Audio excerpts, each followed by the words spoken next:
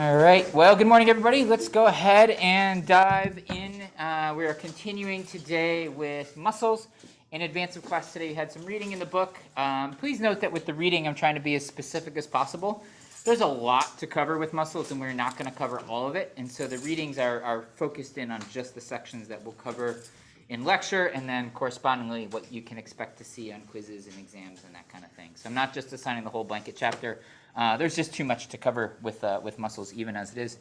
And that was cool. All right, then. Class is over. That's it. Give me a second to get this guy back and running. While this is figuring itself out, there we go. Am I still screen sharing? Let me just make sure that my computer is working. Yep, okay. I did not get your exams graded yet. I apologize. I'm going to try my best to get them for you for Friday. It's just been a doozy of a week, so I will continue working on that for you. In the meantime, let's take a look at what we're doing today. We're going to start off today with something unusual. We usually do a ticket out. We're going to do a ticket in today, and then we're going to continue talking about the gross anatomy of muscles. And today, I promise, you'll learn what the longest muscle is in your body. Some of you already know that the cat's out of the bag a little bit. It's an interesting expression in this context. Literally, the cat was out of both of its bags. Yeah, we'll cover that today, and then I've got an activity in the middle of class, and we'll just kind of keep cranking with muscles. My goal is to get through the majority of what we're talking about with muscles this week, and if not, we'll get to that. We'll wrap things up on Monday. And then I've just got a few reminders in it's actually more than reminders. These are announcements at the end of class about upcoming schedule and things like that. So before we start our ticket in, questions?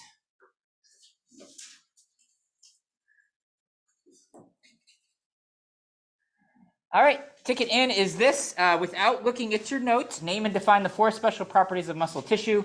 And then there's a few other short questions. Do the best you can.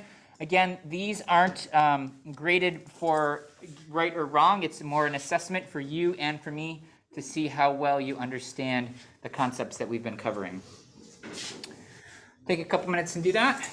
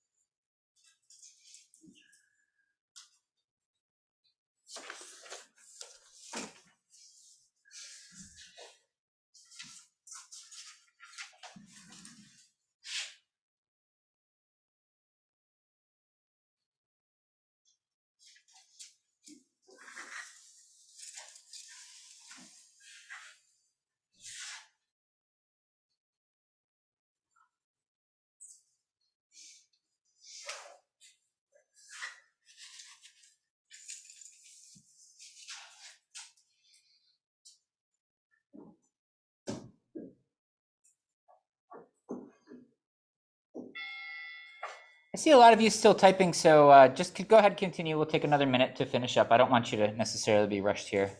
When you're done, just go ahead and set your phone down. That way I can just look around and see who's done.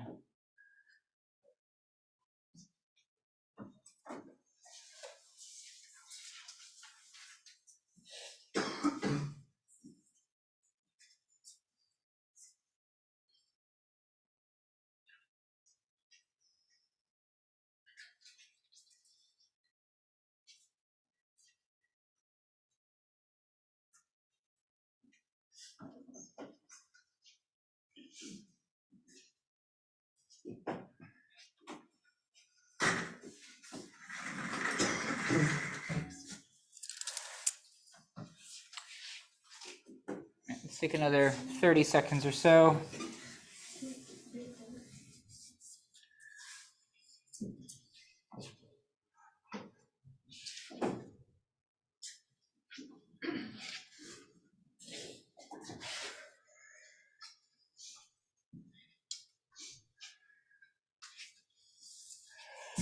All right, somebody shout out one of the four. Contractility, good. Another one. Elasticity, good. Another one. Excitability, good. I heard extensibility too. Good. Remember those four special properties? We went over them in detail in class yesterday. If you're not coming up with those right now, make sure you've got them. Go back and review the lecture for Monday. Question, Dan?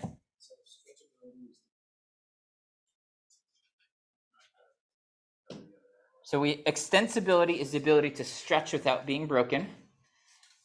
Elasticity is the property of returning back to the resting position after being extended. Is that the same thing as extensibility? Could you say stretchability, or should you say extensibility? I don't think stretchability is a word, so let's go with extensibility. Yep, that's the one we've been using. That's the one in your text, so we're going to stick with that. Although the concept is basically there, right? All right, let's get in and talk a little more about muscles. I want to start off today talking about two important terms that we'll come back to again and again, and this is origin and insertion. Your lab got to this a little bit yesterday, and I realized that I had actually wanted to cover this on Monday in advance of your lab, so it'd make a little more sense into your lab. We didn't get to it on Monday, but let's review it today, and then you can bring this knowledge back to the lab. So, generally speaking, skeletal muscles are attached to two different bones, and they have 2 points of attachment. Now, there are some exceptions and variations on this theme. We're just going to talk about generalizations here. Those two attachment points are called two names. They're called the origin and the insertion.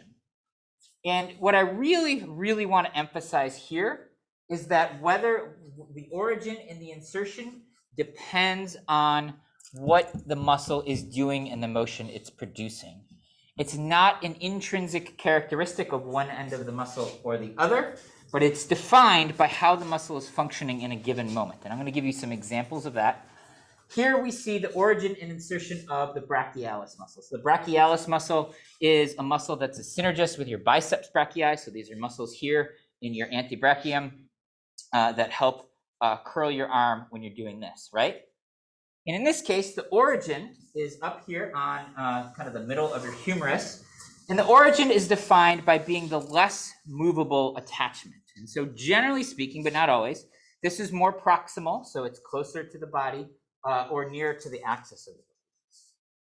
The insertion is defined by the attachment point that is generally more movable, and generally this is more distal or further away from the body, as is the case here. So demonstrating this with the brachialis, in this case, it's a simple curl. The muscle is here. I contract it. This part, notice that my humerus, this part of my arm is remaining stationary, it's not moving. This part of my arm is. And so we define the origin as the attachment point that doesn't move, and the insertion as the point that's moving. So this point is rotating, it's moving around here. Of course, you've got this nice hinge joint, remember? Remember, that's a synovial joint. It's highly movable, and it is between the proximal end of your ulna and the distal end of your humerus. A little review there. But this is the joint that's moving, so that's considered the insertion. Now, what I want to emphasize, if you got that down, let me take a second, make sure I've got some comprehending looks over here. Insertion origin. Now, I said that we're defining this by the action that the muscle is producing. So for the brachialis, the insertion and origin isn't always in those places. Now, if someone ever asked you a question and they said, where is the insertion and the origin of the brachialis, like someone might on a quiz, then this is probably what you'd say, because most of the time this is the case. However, there are exceptions when this can switch. And so a great example is, I should have brought like a chin-up bar in here and demonstrate, well, that might be problematic in a different way. Imagine me doing a chin-up, right? I've got my arms up here, and I pull myself up, right? And in this case, it's actually my forearms that are remaining stationary, and my humerus is what is moving up relative to my forearms. And in this case, my brachialis is contracting. It's providing that movement. But in this case, it's actually the forearm that's stationary and the humerus that's moving relative to the forearm. So in this case, it's flipped. If I'm doing a chin-up, the origin of my brachialis is down here, and the insertion is up here on the humerus. And so it's an important concept because these things can switch depending on what motion is being produced. Now, having said that, most of the time if I'm contracting my brachialis, I'm moving my forearm like this, right? Most of the time I'm not doing chin-ups. But when I do, it's important to note that the roll, not the roll, but what we call the insertion and the origin are flipped. So it's defined by what's stationary and what's moving. Now, I think that definition actually makes it a little bit easier because anytime anyone asks you what the insertion and origin is, you just imagine the motion that's produced and you think about what's moving and what's not moving. Boom, you got insertion and origin. Question, Dan. Yes, so is skeletal muscle the only place where insertion to organs, or is that the case of smooth muscle? We don't use that terminology for smooth muscle or for cardiac muscle because it doesn't have this same connection to bones. This is only skeletal muscle. Yep. Mm-hmm. Good question. Other questions? Yes, sure. So insertion and origin will only be talked about or asked about in relation to certain motions, not really in relation to certain bones or muscles. Well, that's the caveat, right? That's the tricky thing is that we define it by the motion. However, we generally say muscles have an insertion and origin based on the kind of motion that's most common, right? And so a good example here, let's talk about this, the origin and insertion of your sartorius. You guys waited for it. I'm going to tell you right now, longest muscle in the body, sartorius. We saw this yesterday in your cat. It was one of the first muscles we deflected. Remember that in the cat, it was kind of this broad, thin muscle that covered all of the upper part of the limb here over the quadriceps. In us humans, it has its origin up there on the iliac spine of the coxal bone, and then it has its insertion all the way down here in the tibia. So you can imagine on a tall person, that muscle is ranging from up here on the hip basically down here, just below the knee. So it can be up to close to 1 meter long in some really tall people. So that is in fact the longest muscle of your body. Now, go back to your question, Chiro. In this case, we did I say its origin? Sorry, is on the anterior superior iliac spine. I think I said iliac. Did I say the iliac crest or spine? I think I said spine. So I think I did it. Okay. In this case, we define the origin and insertion based on the motion that it's producing that's most common. And the sartorius is a little bit not obvious because it kind of rotates around the leg and it's involved with the extension of the knee, but also the lateral rotation of the leg. And so it's a little bit complicated exactly what role it's playing in different movements because all these other muscles are acting here too. But in general, if you're in doubt, the origin is always more proximal or closer to the medial axis of the body, and the insertion is generally more distal in most cases. So we have that general rule of thumb, but at the same time, we need to be aware that those things can change given different motions. Yeah, Dan. So is the insertion for the sartorius? Boom, yes. Mm-hmm. Yep. Another example here. These are 3 of the 4 muscles of the quadriceps. Again, we saw these yesterday. This poor person has its rectus femoris missing, apparently. And so looking at these muscles, we don't need to get into the details, but where do you think the insertion and the origin is? If somebody asks you this question generally. Is the origin up or down? Or I should say proximal or distal? Origin is going to be proximal. Yep, in this case, various structures on the proximal end of the femur, including the greater trochanter. And then distally, they actually insert down here on these ligaments that attach to the patella. And we'll look at the knee joint in a little more detail there. So in general, we think of the origin being closer to the midline of the body. Yep.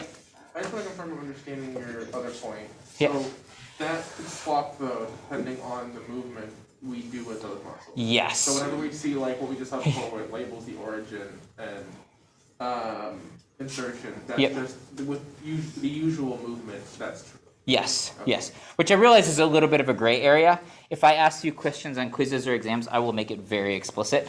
I just want you to be aware that that role can change. And there's not that many. I mean, you could imagine a scenario, right, most of the time this is going to be the insertion or origin, because most of the time the femur is remaining stationary and this part of your leg is moving, right? But you can imagine a scenario in which, I don't know, you're getting up from a back bend or something like that. And in this case, your tibia and your fibula are going to be stationary, but your femur is going to be moving relatively. Right? So you got to just kind of think about the movement that's being produced and kind of what's the most common. But I will, like I said, I will make it very explicit when I ask you, like, when you're doing a pull-up, where's the insertion of the origin of the brachialis or something like that? Good. Some other examples here. You don't need to know these details right now, although some of them are relevant for lab. I'm just trying to show you some examples generally. And, actually, this slide goes with the first muscle. The insertion of these guys is down here in these ligaments that surround the patella, right? And so you've got, the tendons that surround the patella, and then the ligament attaching the patella to the anterior proximal end of your tibia. And that's all I'm going to say about insertions and origins right now. I just wanted to define them and give a good functional definition of them. So it's important to note our definition is functional and not structural. You can't tell by looking at an origin or insertion if it's origin and insertion. You can only tell by knowing what it does.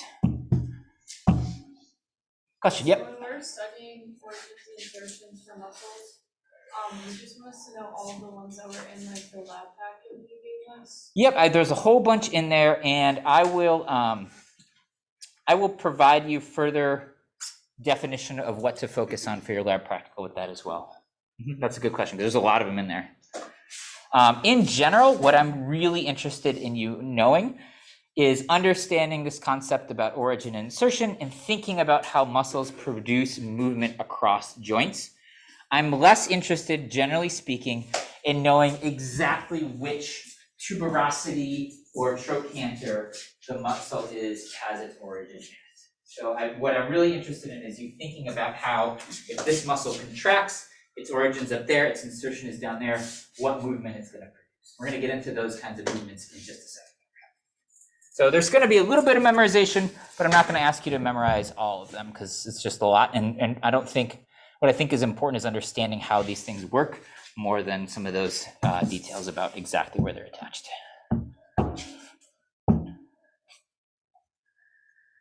All right, let's talk a little more about the gross anatomy of skeletal muscle and how muscles are shaped, essentially, and how that influences their function.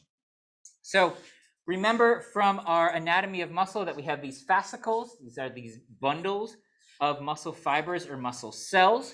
And together, those fascicles are bound in muscle tissue, right?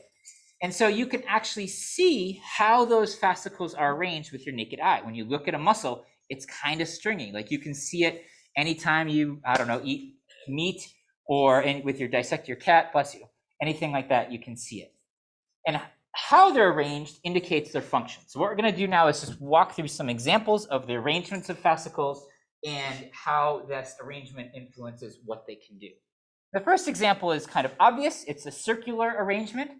Fascicles are basically in rings, and they can contract to close an opening, and they can relax to let that orifice or opening open, right? And so these are called sphincters.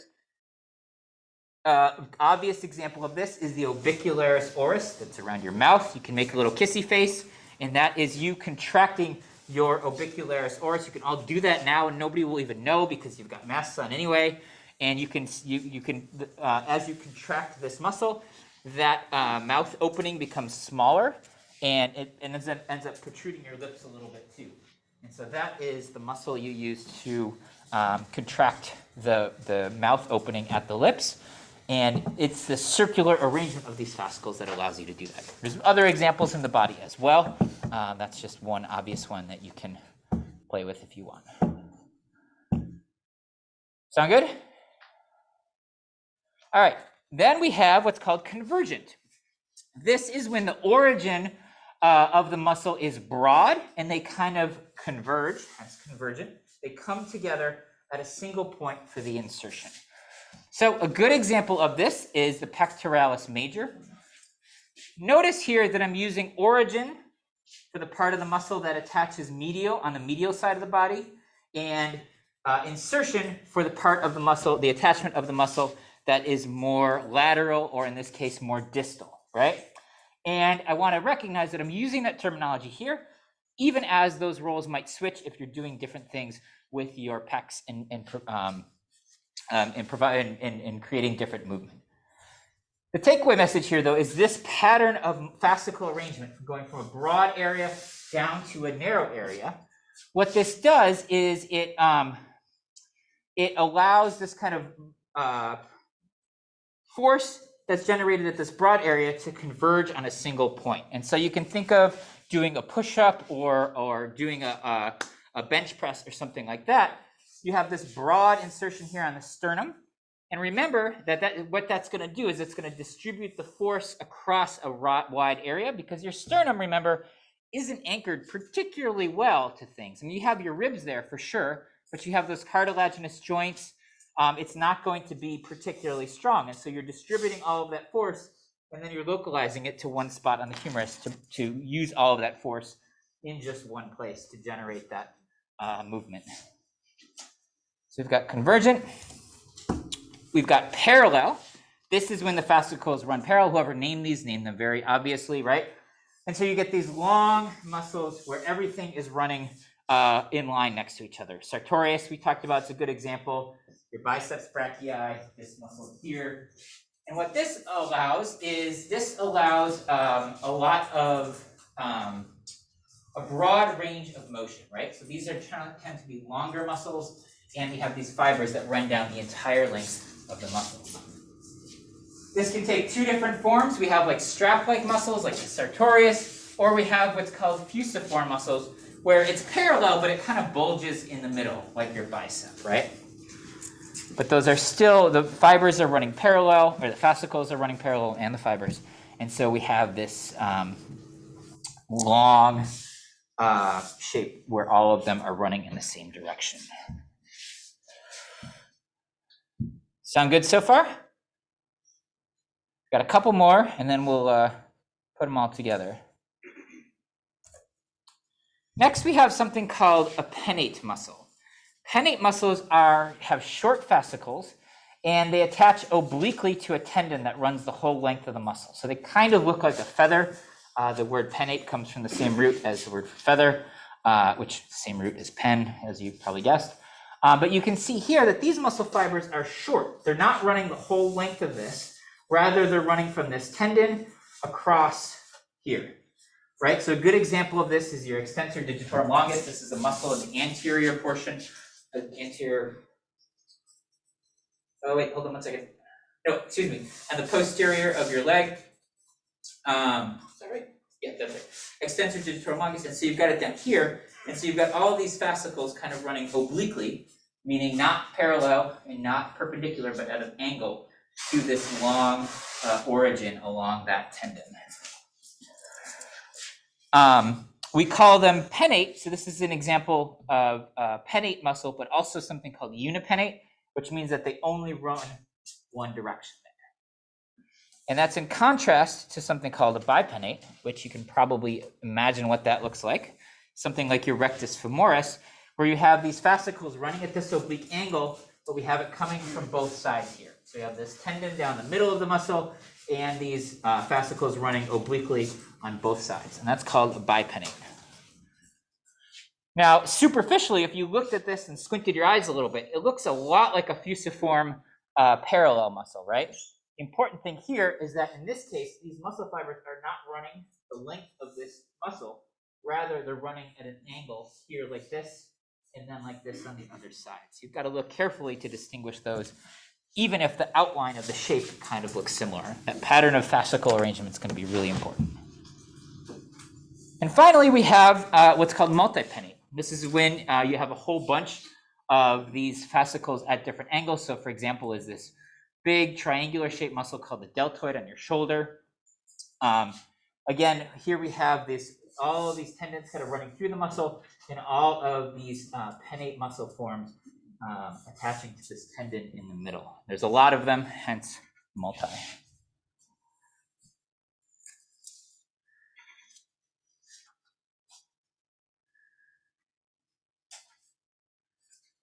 Just as a quick review, talking about the origin and insertion of the deltoid.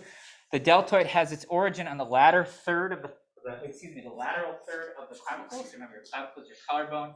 The deltoid has its insertion there. You can feel that. You can go ahead and feel that lateral third of your collarbone, and right there, that's where your deltoid is attaching.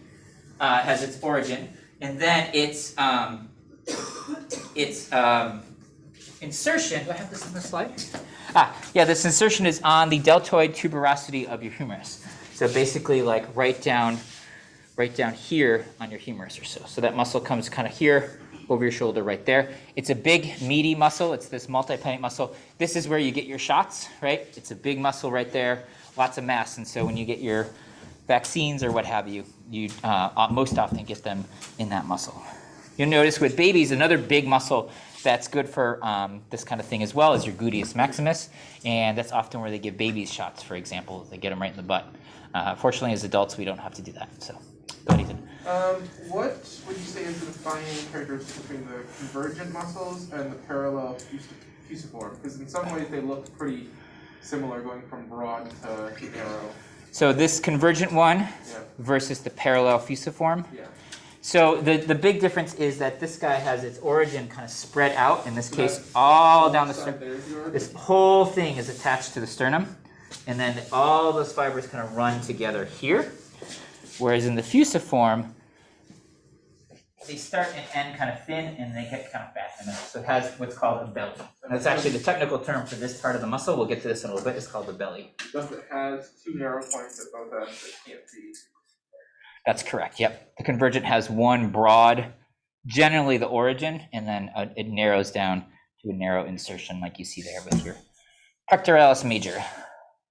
And we'll get to, I know we covered the lower limbs in lab this week. Our first lab back after break, we're going to do the dissection of the upper limb. So you'll get to see the pectoralis major, which is actually a little bit weird in a cat.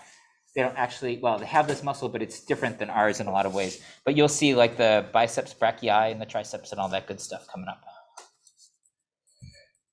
All right, okay, so why does this matter? Why do we care about this arrangement of the fascicles? One, it helps us to identify different muscles. But what I think is really important is they all represent a trade-off between distance and power.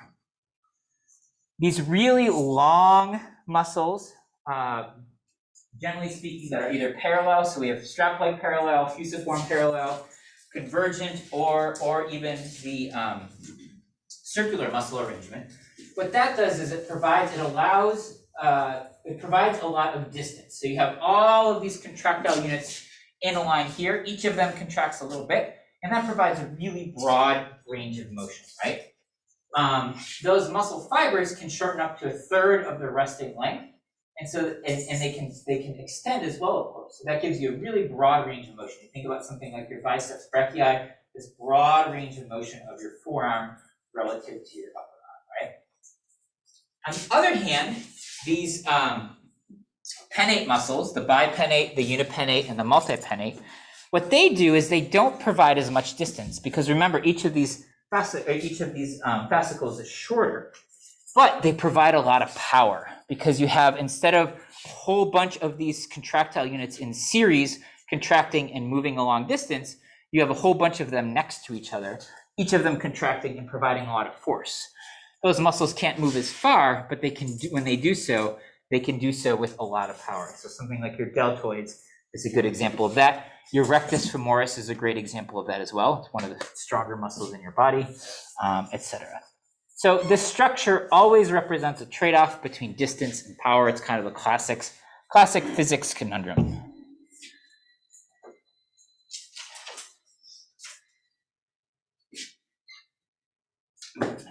In class on Friday, we'll do a little quiz, and I'll show you these pictures, and you can name which ones they are. So, having said that, yeah, actually, this is perfect. I want to cover 2 more slides here, and then break things up a little bit. So,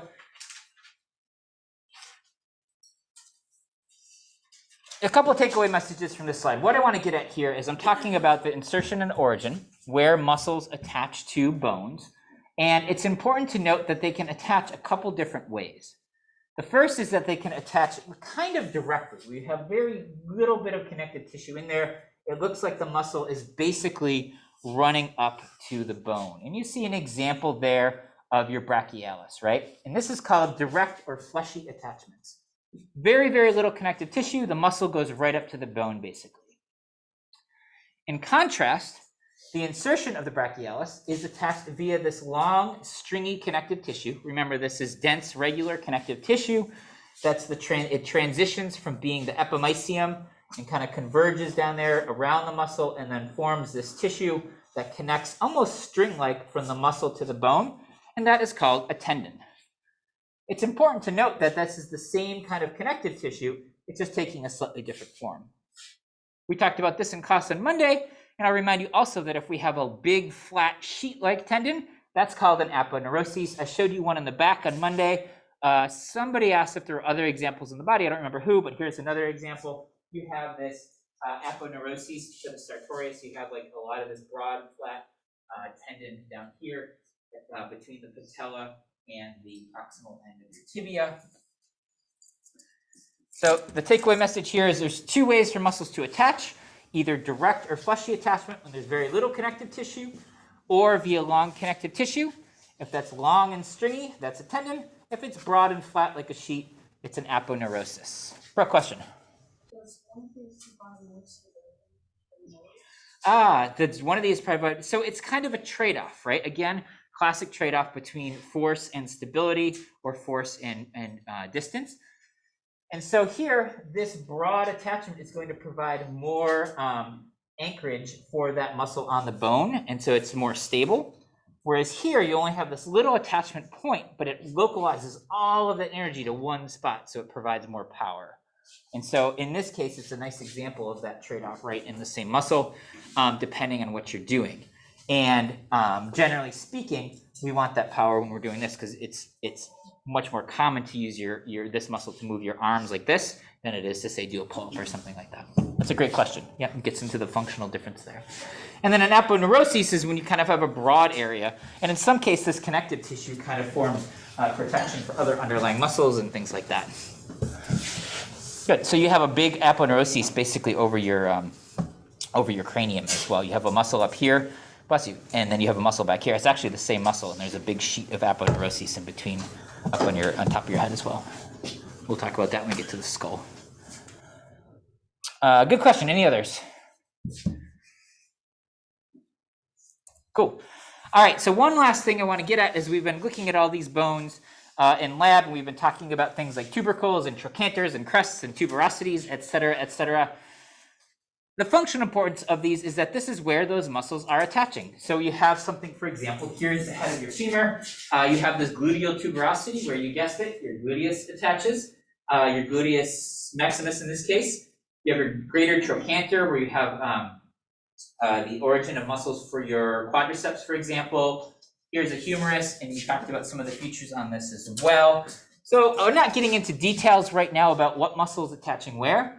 Just want to make this connection between what we covered in the skeletal system and what we're talking right now about the muscles, is that all these little things, these markings on the bone, those are there because that's where the muscles are attaching.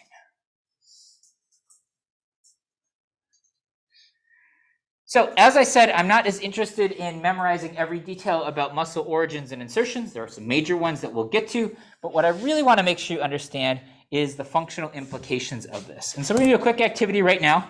You're going to grab a partner and you're going to flex a muscle in your body to produce a movement. There's like a zillion different things you could do there. And what I want you to do is, with your partner, name the muscle that produces that movement. Now, you may not know the name of that muscle, and that's okay. That's not important right now. What's important is that you can kind of identify where that muscle is and then where you think the origin and the insertion of that muscle is. The goal here is you're just thinking about where muscles are in location to the movement they produce. It's not always intuitive because generally that muscle is going to be proximal to the movement it produces. My biceps brachii is up here, but this doesn't move my humerus at all, right? My biceps brachii moves my ulna and my radius.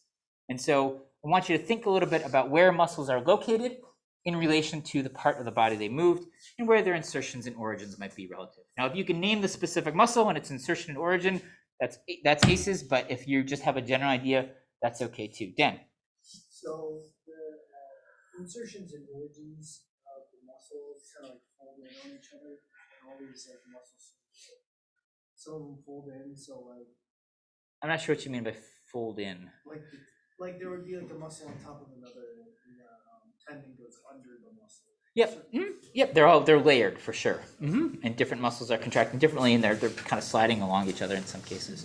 If you think about your dissection yesterday, you had to deflect the sartorius and the gracilis. You get at those underlying muscles. All of those muscles are kind of moving together, but they're not. There's connective tissue, but they also can slide a little bit too. And that's part of what generates heat when we're moving, when we're running or something like that. Does that answer your question? Yes. Cool. All right, grab your partner. I don't know, whoever's sitting next to you, I want to sign it. And just kidding. Just try that out for a couple minutes. See if that makes sense for you. Make sure you guys are good.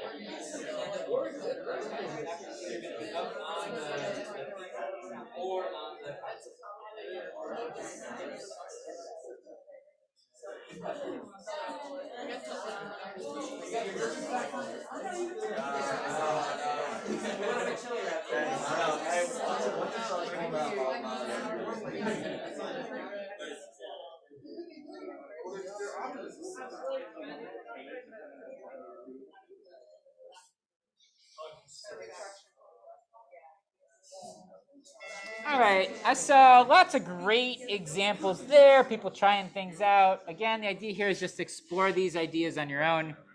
Any questions come up? Anything that you're not sure about?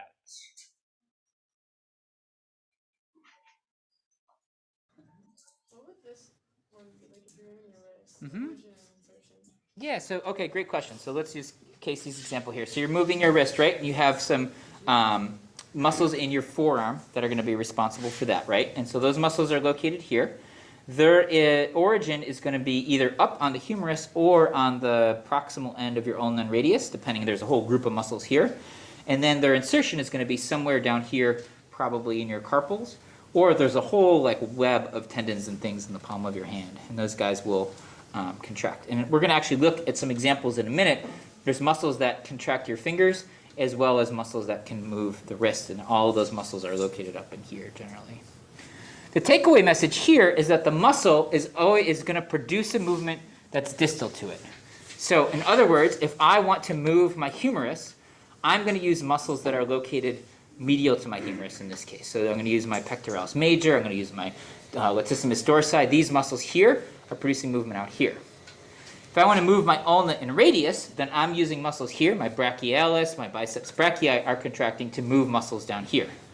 If I want to move my hand or my wrist, then those muscles are located here, right? And what ends up happening, if the muscles produce movement that are distal, once you get out to the fingers, I mentioned this when we started talking about muscles, we don't have any muscles in our fingers. We have muscles kind of all the way through here, but once you get to your fingers, there's no muscles there because muscles are always producing movement distal.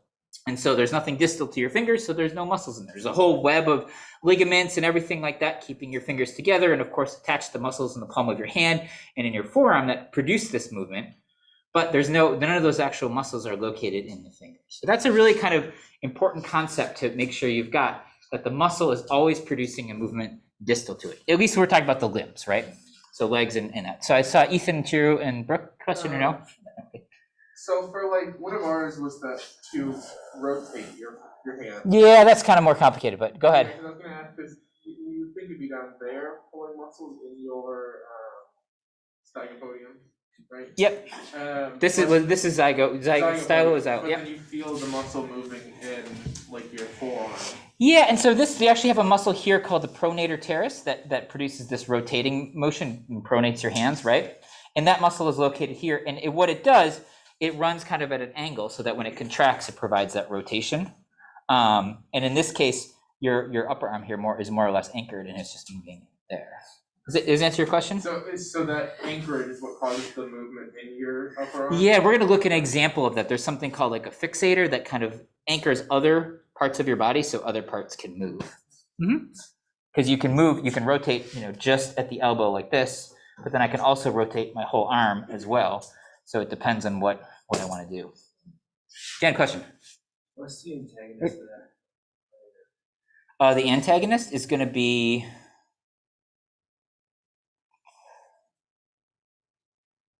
brachioradialis. I think I'd have to look that up. I'm not 100% sure what's going to move this. There's a bunch of them that are going to be here, and I think your extensors are going to be part of that movement as well. So there's a group of muscles basically on the back of the arm that are going to rotate it back, but I'd have to look to see exactly which one it is. That's a good question. Sure, question. So if there's no muscle in your fingers, like what is all this fleshy stuff? So it's a lot of ligaments and tendons that are binding all of these. Because remember, you have ligaments running to this bone here, then to the next phalanx, then to the next phalanx. And so you've got this series of ligaments connecting each of those, because you can move each of those joints independently. And then it kind of wraps around like this too. Of course, there's blood vessels, and then you have thicker skin there too. So it's just all of that other stuff. Okay. Yep. No muscles though.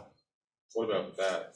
And you can have some in your fingers, yeah, not too much usually. It's not like particularly fatty spot, but I think you have a little bit.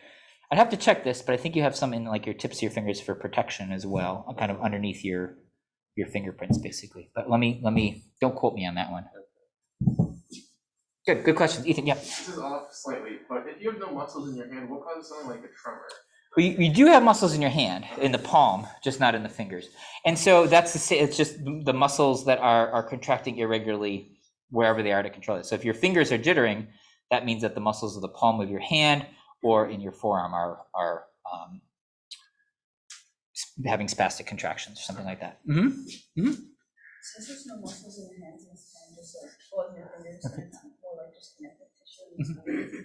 If you would like cut it pretty deep, like, because I feel like it doesn't seem to take that long to like heal when you cut your fingers pretty deep. But how would that kind of contribute to its healing capacity since like the blood flow would be reduced? Yeah, that's a great question. I mean, you've got these ligaments take longer to heal than muscle for sure. It just depends on the nature of the injury, I guess. I don't know. Without knowing the specifics, I wouldn't venture to guess. Other than injury to that connective tissue takes longer to heal than a muscle. Muscles generally heal fairly quickly, depending on the kind of nature of the injury. Kind of answered your question. Not great, but a little bit. Good. Any other questions?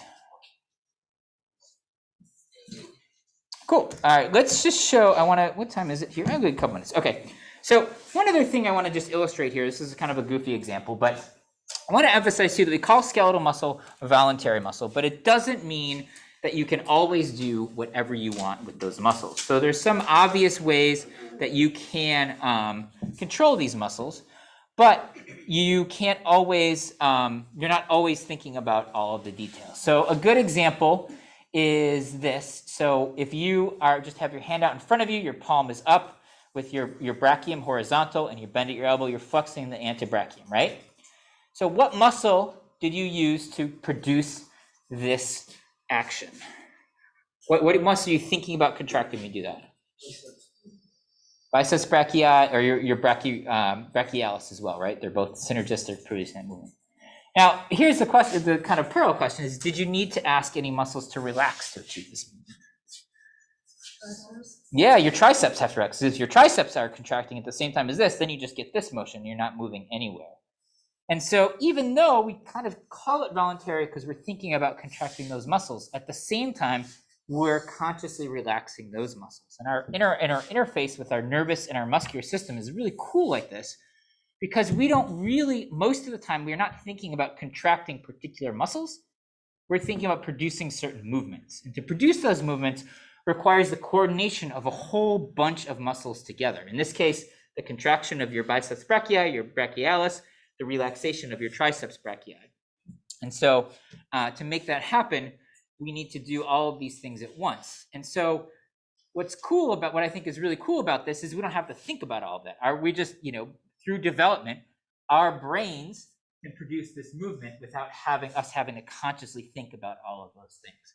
And so in a way, we're voluntarily controlling those muscles, but we're doing so in a way that we're voluntarily producing a movement, not necessarily thinking about which muscles we're contracting or relaxing to produce a given movement. Which is really good because it would be really complicated to do so. It'd take an enormous amount of conscious effort. If every time you took a step, you had to think about all of the muscles that are involved contracting and relaxing. So that's the takeaway message for that, is that this interface with our brain and skeletal muscle is really cool and maybe not quite as voluntary as we think it is. Now there's other physical limitations on this as well that I'm going to give this really cool demonstration for you next class. So that gives you all something to look forward to for Friday. Great. Let's skip ahead here. I've got a couple announcements to wrap things up. You can see all the stuff we're going to do Friday. Look at this. It's like fast forwarding through a good movie. And now you're just going to get to the end. Just a couple quick announcements here about class. I want to remind you that Chase Reinhardt, the tutor, is going to be in the lab on Sunday from noon to 2 as review for your upcoming lab practical. You don't need to RSVP or anything like that. Just show up Sunday. She'll walk you through stuff. And it's going to be in the lab room, so all of the specimens are there and everything as well. And several of you asked me this yesterday, but I will provide a detailed study guide for your lab practical. I'll get that to you by Friday as well. Now, I want to emphasize that what I'm going to do is go through each of the lab guides and pull out some information. But those lab guides are essentially your study guide. Each one has the learning outcomes associated with the lab. It has the major terms. Generally, I'm really good at putting those in bold or highlighting those for you in there as well. So don't wait for this to start studying. Study now during the week. Finally, one last announcement. Quiz number 3 is going to be next week, Friday, the day before spring break. And it's going to be online. It'll be in Blackboard. It'll be open all day. And we're going to do that instead of class. So in other words, next week, Friday, we won't meet during regular class time. Instead, you'll just have a quiz. It's a bit of a trade-off, but I don't think anybody would be too sad. I know notoriously that day is a little bit tricky because people are traveling and stuff for spring break. So we'll do that and make it a little bit easier for all of us. Details about what the quiz covers and its format are in your program for Friday, along with some additional readings to go with our muscle unit. Otherwise, let me know if you have questions. I believe we can make it through Thursday, our one day of the week, without human anatomy. You can all do it. I know you can. I'll see you Friday. I see some people cheering up already. I get it. I totally get it. Thanks, everybody.